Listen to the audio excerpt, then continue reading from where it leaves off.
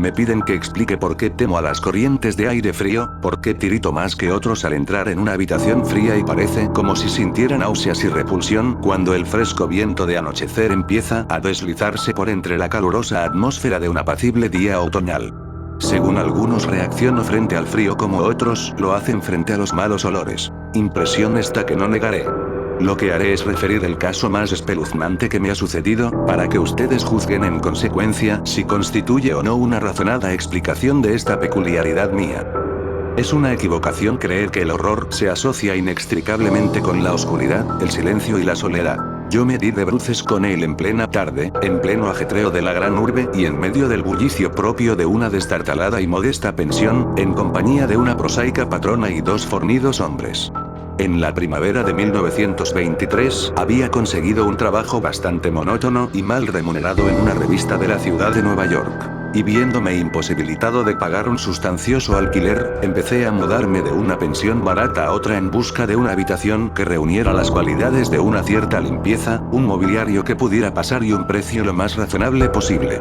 Pronto comprobé que no quedaba más remedio que elegir entre soluciones malas, pero tras algún tiempo recalé en una casa situada en la calle 14 Oeste, que me desagradó bastante menos que las otras, en que me había alojado hasta entonces.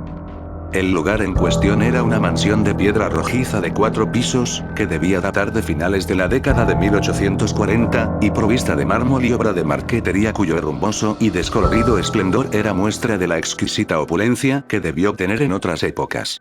En las habitaciones, amplias y de techo alto, empapeladas con el peor gusto y ridículamente adornadas con artesonado de escayola, había un persistente olor a humedad y a dudosa cocina.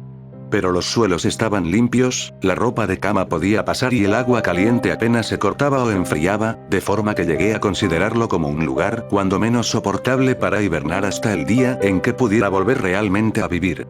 La patrona, una desaliñada y casi barbuda mujer española apellidada Herrero, no me importunaba con habladurías ni se quejaba cuando dejaba encendida la luz hasta altas horas en el vestíbulo de mi tercer piso. Y mis compañeros de pensión eran tan pacíficos y poco comunicativos como desearía, tipos toscos, españoles en su mayoría, apenas con el menor grado de educación. Solo el estrépito de los coches que circulaban por la calle constituía una auténtica molestia. Llevaría allí unas 3 semanas cuando se produjo el primer extraño incidente. Una noche, a eso de las 8, oí como si cayeran gotas en el suelo y de repente advertí que llevaba un rato respirando el acre olor característico del amoníaco. Tras echar una mirada a mi alrededor, vi que el techo estaba húmedo y goteaba. La humedad procedía, al parecer, de un ángulo de la fachada que daba a la calle. Deseoso de cortarla en su origen, me dirigí apresuradamente a la planta baja para decírselo a la patrona, quien me aseguró que el problema se solucionaría de inmediato. El doctor Muñoz, dijo en voz alta mientras corría escaleras arriba delante de mí, ha debido derramar algún producto químico. Está demasiado enfermo para cuidar de sí mismo, cada día que pasa está más enfermo, pero no quiere que nadie le atienda. Tiene una enfermedad muy extraña. Todo el día se lo pasa tomando baños de un olor la mar de raro y no puede excitarse ni acalorarse. Él mismo se hace la limpieza. Su pequeña habitación está llena de botellas y de máquinas, y no ejerce de médico. Pero en otros tiempos fue famoso, mi padre oyó hablar de él en Barcelona, y no hace mucho le curó al fontanero un brazo que se había herido en un accidente. Jamás sale, todo lo más se le ve de vez en cuando en la terraza, y mi hijo Esteban le lleva a la habitación la comida, la ropa limpia, las medicinas y los preparados químicos. Dios mío, hay que ver la sal de amoníaco que gasta ese hombre para estar siempre fresco. La señora Herrero desapareció por el hueco de la escalera en dirección al 4.º piso, y yo volví a mi habitación. El amoníaco dejó de gotear y, mientras recogía el que se había vertido y abría la ventana para que entrase aire, oí arriba los macilentos pasos de la patrona. Nunca había oído hablar al doctor Muñoz, a excepción de ciertos sonidos que parecían más bien propios de un motor de gasolina. Su andar era calmo y apenas perceptible. Por unos instantes me inquirí qué extraña dolencia podía tener aquel hombre, y si su obstinada negativa a cualquier auxilio proveniente del exterior no sería sino el resultado de una extravagancia sin fundamento aparente. ¡Ay! Se me ocurrió pensar, un tremendo pados en el estado de aquellas personas que en algún momento de su vida han ocupado una posición alta y posteriormente la han perdido. Tal vez no hubiera conocido nunca al doctor Muñoz, de no haber sido por el ataque al corazón que de repente sufrí una mañana mientras escribía en mi habitación. Los médicos me habían advertido del peligro que corría si me sobrevenían tales accesos, y sabía que no había tiempo que perder. Así pues, recordando lo que la patrona había dicho acerca de los cuidados prestados por aquel enfermo al obrero herido, me arrastré como pude hasta el piso superior y llamé débilmente a la puerta justo encima de la mía. Mis golpes fueron contestados en buen inglés por una extraña voz, situada a cierta distancia a la derecha de la puerta, que preguntó cuál era mi nombre y el objeto de mi visita. Aclarados ambos puntos, se abrió la puerta contigua a la que yo había llamado. Un soplo de aire frío salió a recibirme a manera de saludo, y aunque era uno de esos días calurosos de finales de junio, me puse a tiritar al traspasar el umbral de una amplia estancia, cuya elegante y suntuosa decoración me sorprendió en tan destartalado y mugriento nido. Una cama plegable desempeñaba ahora su diurno papel de sofá, y los muebles de caoba, lujosas cortinas, antiguos cuadros y añejas estanterías hacían pensar más en el estudio de un señor de buena crianza que en la habitación de una casa de huéspedes.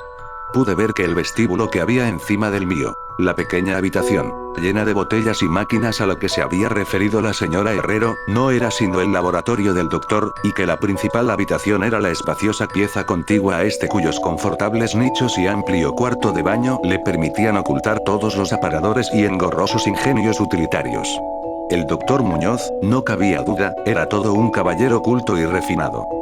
La figura que tenía ante mí era de estatura baja pero extraordinariamente bien proporcionada, y llevaba un traje un tanto formal de excelente corte.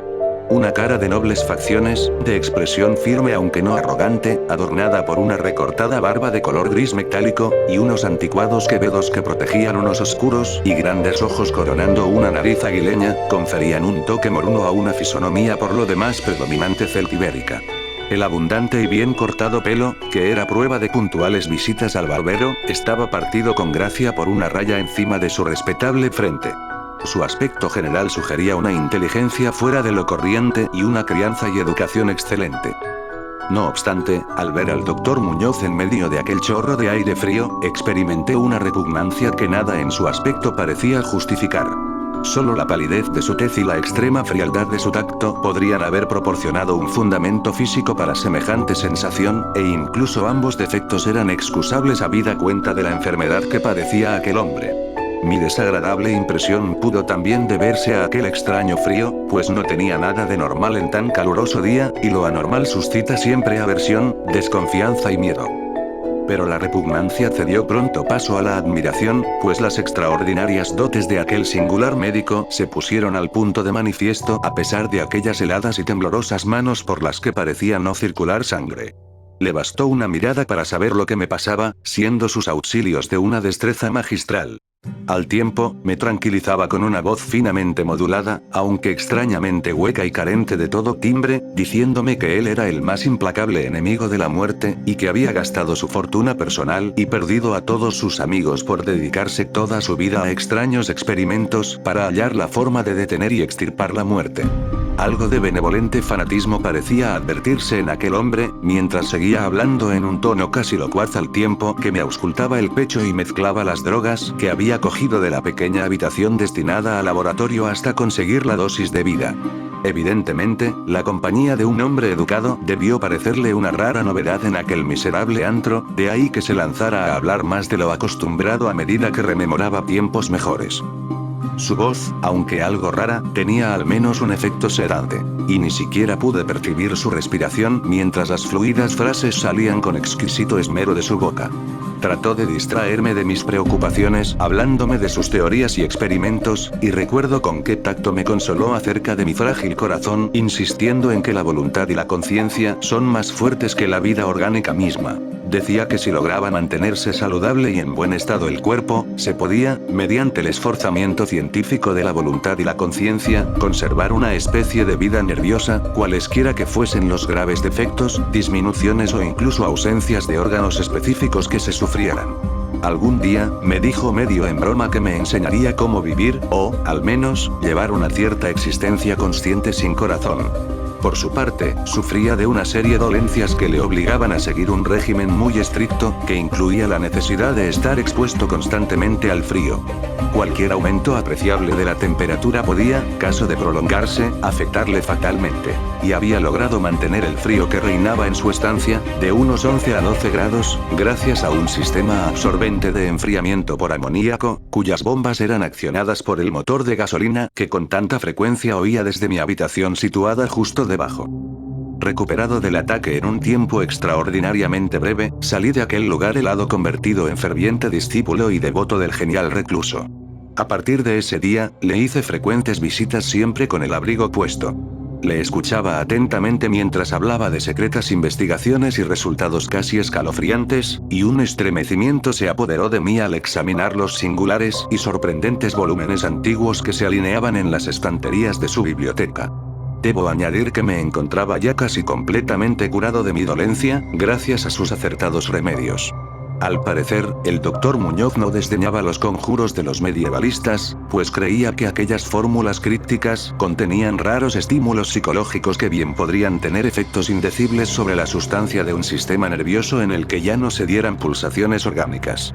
Me impresionó grandemente lo que me contó del anciano doctor Torres, de Valencia, con quien realizó sus primeros experimentos y que le atendió a él en el curso de la grave enfermedad que padeció 18 años atrás, y de la que procedían sus actuales trastornos. Al poco tiempo de salvar a su colega, el anciano médico sucumbió víctima de la gran tensión nerviosa a que se vio sometido, pues el doctor Muñoz me susurró claramente al oído, aunque no con detalle, que los métodos de curación empleados habían sido de todo punto excepcionales, con terapéuticas que no serían seguramente del agrado de los galenos de cuño tradicional y conservador. A medida que transcurrían las semanas, observé con dolor que el aspecto físico de mi amigo iba desmejorándose, lenta pero irreversiblemente, tal como me había dicho la señora Herrero. Se intensificó el lívido aspecto de su semblante, su voz se hizo más hueca e indistinta, sus movimientos musculares perdían coordinación de día en día y su cerebro y voluntad desplegaban menos flexibilidad e iniciativa. El doctor Muñoz parecía darse perfecta cuenta de tan lamentable empeoramiento, y poco a poco su expresión y conversación fueron adquiriendo un matiz de horrible ironía que me hizo recobrar algo de la indefinida repugnancia que experimenté al conocerle. El doctor Muñoz adquirió con el tiempo extraños caprichos, aficionándose a las especias exóticas y al incienso egipcio, hasta el punto de que su habitación se impregnó de un olor semejante al de la tumba de un faraón enterrado en el Valle de los Reyes. Al mismo tiempo, su necesidad de aire frío fue en aumento, y, con mi ayuda, amplió los conductos de amoníaco de su habitación y transformó las bombas y sistemas de alimentación de la máquina de refrigeración hasta lograr que la temperatura descendiera a un punto entre 1 y 4 grados, y, finalmente, incluso a 2 bajo cero. El cuarto de baño y el laboratorio conservaban una temperatura algo más alta, a fin de que el agua no se helara y pudieran darse los procesos químicos. El huésped que habitaba en la habitación contigua se quejó del aire glacial que se filtraba a través de la puerta de comunicación, así que tuve que ayudar al doctor a poner unos túpidos cortinajes para solucionar el problema. Una especie de creciente horror, desmedido y morboso, pareció apoderarse de él. No cesaba de hablar de la muerte, pero estallaba en sordas risas cuando, en el curso de la conversación, se aludía con suma delicadeza a cosas como los preparativos para el entierro o los funerales. Con el tiempo, el doctor acabó convirtiéndose en una desconcertante y hasta desagradable compañía. Pero, en mi gratitud por haberme curado, no podía abandonarle en manos de los extraños que le rodeaban, así que tuve buen cuidado de limpiar su habitación y atenderle en sus necesidades cotidianas, embutido en un grueso gabán que me compré especialmente para tal fin. Asimismo, le hacía el grueso de sus compras, aunque no salía de mi estupor ante algunos de los artículos que me encargaba comprar en las farmacias y almacenes de productos químicos. Una creciente e indefinible atmósfera de pánico parecía desprenderse de su estancia. La casa entera, como ya he dicho, despedía un olor a humedad. Pero el olor de las habitaciones del doctor Muñoz era aún peor, y, no obstante las especias, el incienso y el acre perfume de los productos químicos de los ahora incesantes baños, que insistía en tomar sin ayuda alguna, comprendí que aquel olor debía guardar relación con su enfermedad, y me estremecí al pensar cuál podría ser.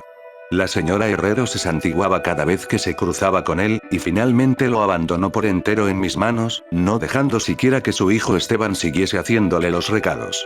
Cuando yo le sugería la conveniencia de avisar a otro médico, el paciente montaba en el máximo estado de cólera que parecía atreverse a alcanzar. Tenía sin duda el efecto físico de una violenta emoción, pero su voluntad y coraje crecían en lugar de menguar, negándose a meterse en la cama. La lasitud de los primeros días de su enfermedad dio paso a un retorno de su vehemente ánimo, hasta el punto de que parecía desafiar a gritos al demonio de la muerte, aun cuando corriese el riesgo de que el tradicional enemigo se apoderase de él. Dejó prácticamente de comer, algo que curiosamente siempre dio la impresión de ser una formalidad en él, y solo la energía mental que le restaba parecía librarle del colapso definitivo. Un día, a mediados de octubre, sobrevino el horror de los horrores de forma pasmosamente repentina. Una noche, a eso de las 11, se rompió la bomba de la máquina de refrigeración, por lo que pasadas 3 horas resultó imposible mantener el proceso de enfriamiento del amoníaco. El doctor Muñoz me avisó dando golpes en el suelo, y yo hice lo imposible por reparar la avería, mientras mi vecino no cesaba de lanzar imprecaciones en una voz tan exánime y espeluznantemente hueca que excede toda posible descripción. Mis esfuerzos de aficionado, empero, resultaron inútiles. Y cuando al cabo de un rato me presenté con un mecánico de un garaje nocturno cercano, comprobamos que nada podía hacerse hasta la mañana siguiente, pues hacía falta un nuevo pistón. La rabia y el pánico del moribundo ermitaño adquirieron proporciones grotescas, dando la impresión de que fuera a quebrarse lo que quedaba de su debilitado físico, hasta que en un momento dado un espasmo le obligó a llevarse las manos a los ojos y precipitarse hacia el cuarto de baño. Salió de allí a tientas con el rostro fuertemente vendado y ya no volvía a ver sus ojos. El frío reinante en la estancia empezó a disminuir de forma harto apreciable y a eso de las 5 de la mañana el doctor se retiró al cuarto de baño, al tiempo que me encargaba le procurase todo el hielo que pudiera conseguir en las tiendas y cafeterías abiertas durante la noche. Cada vez que regresaba de alguna de mis desalentadoras correrías y dejaba el botín delante de la puerta cerrada del baño, podía oír un incansable chapoteo dentro y una voz ronca que gritaba más. Más. Finalmente, amaneció un caluroso día, y las tiendas fueron abriendo una tras otra. Le pedí a Esteban que me ayudara en la búsqueda del hielo, mientras yo me encargaba de conseguir el pistón. Pero, siguiendo las órdenes de su madre, el muchacho se negó en redondo. En última instancia, contraté los servicios de un haragán de aspecto zarrapastroso a quien encontré en la esquina de la 8ª Avenida, a fin de que le subiera al paciente hielo de una pequeña tienda en que le presenté, mientras yo me entregaba con la mayor diligencia a la tarea de encontrar un pistón para la bomba y conseguir los servicios de unos obreros competentes que lo instalaran. La tarea parecía interminable, y casi llegué a montar tan en cólera como mi ermitaño vecino al ver cómo transcurrían las horas, yendo de acá para allá sin aliento y sin ingerir alimento alguno, tras mucho telefonear en vano e ir de un lado a otro en metro y automóvil. Serían las 12 cuando muy lejos del centro encontré un almacén de repuestos donde tenían lo que buscaba, y aproximadamente hora y media después llegaba a la pensión con el instrumental necesario y 2 fornidos y avezados mecánicos. Había hecho todo lo que estaba en mi mano, y solo me quedaba esperar que llegase a tiempo. Sin embargo, un indecible terror me había precedido. La casa estaba totalmente alborotada, y por encima del incesante parloteo de las atemorizadas voces pude oír a un hombre que rezaba con profunda voz debajo. Algo diabólico flotaba en el ambiente, y los huéspedes pasaban las cuentas de sus rosarios al llegar hasta ellos el olor que salía por debajo de la atrancada puerta del doctor. Al parecer, el tipo que había contratado salió precipitadamente dando histéricos alaridos al poco de regresar de su segundo viaje en busca de hielo. Quizás se debiera todo a un exceso de curiosidad. En la precipitada huida no pudo, desde luego, cerrar la puerta tras de sí. Pero lo cierto es que estaba cerrada y, a lo que parecía, desde el interior. Dentro no se oía el menor ruido, salvo un indefinible goteo lento y espeso. Tras consultar brevemente con la señora Herrero y los obreros, no obstante el miedo que me tenía atenazado, opiné que lo mejor sería forzar la puerta. Pero la patrona halló el modo de hacer girar la llave desde el exterior sirviéndose de un artilugio de alambre. Con anterioridad, habíamos abierto las puertas del resto de las habitaciones de aquel ala del edificio, y otro tanto hicimos con todas las ventanas. A continuación, y protegidas las narices con pañuelos, penetramos temblando de miedo en la hedionda habitación del doctor que, orientada al mediodía, abrasaba con el caluroso sol de primeras horas de la tarde. Una especie de rastro oscuro y viscoso llevaba desde la puerta abierta del cuarto de baño a la puerta de vestíbulo, y desde aquí al escritorio, donde se había formado un horrible charco. Encima de la mesa había un trozo de papel, garrapateado a lápiz por una repulsiva y ciega mano, terriblemente manchado, también, al parecer, por las mismas garras que trazaron apresuradamente las últimas palabras. El rastro llevaba hasta el sofá en donde finalizaba inexplicablemente. Lo que había, o hubo, en el sofá es algo que no puedo ni me atrevo a decir aquí. Pero esto es lo que, en medio de un estremecimiento general, descifré del pringoso y embardunado papel, antes de sacar una cerilla y prenderla a fuego hasta quedar solo una pavesa, lo que conseguí descifrar aterrorizado mientras la patrona y los dos mecánicos salían disparados de aquel infernal lugar hacia la comisaría más próxima para balbucear sus incoherentes historias. Las nauseabundas palabras resultaban poco menos que increíbles en aquella amarillenta luz solar, con el estruendo de los coches y camiones que subían tumultuosamente de la abigarrada calle 14, pero debo confesar que en aquel momento creí lo que decían. Si las creo ahora es algo que sinceramente ignoro. Hay cosas acerca de las cuales es mejor no especular, y todo lo que puedo decir es que no soporto lo más mínimo el olor a amoníaco y que me siento desfallecer ante una corriente de aire excesivamente frío. Ha llegado el final, rezaban aquellos hediondos garrapatos. No queda hielo, el hombre ha lanzado una mirada y ha salido corriendo. El calor aumenta por momentos, y los tejidos no pueden resistir. Me imagino que lo sabe, lo que dije sobre la voluntad, los nervios y la conservación del cuerpo una vez que han dejado de funcionar los órganos. Como teoría era buena, pero no podía mantenerse indefinidamente. No conté con el deterioro gradual.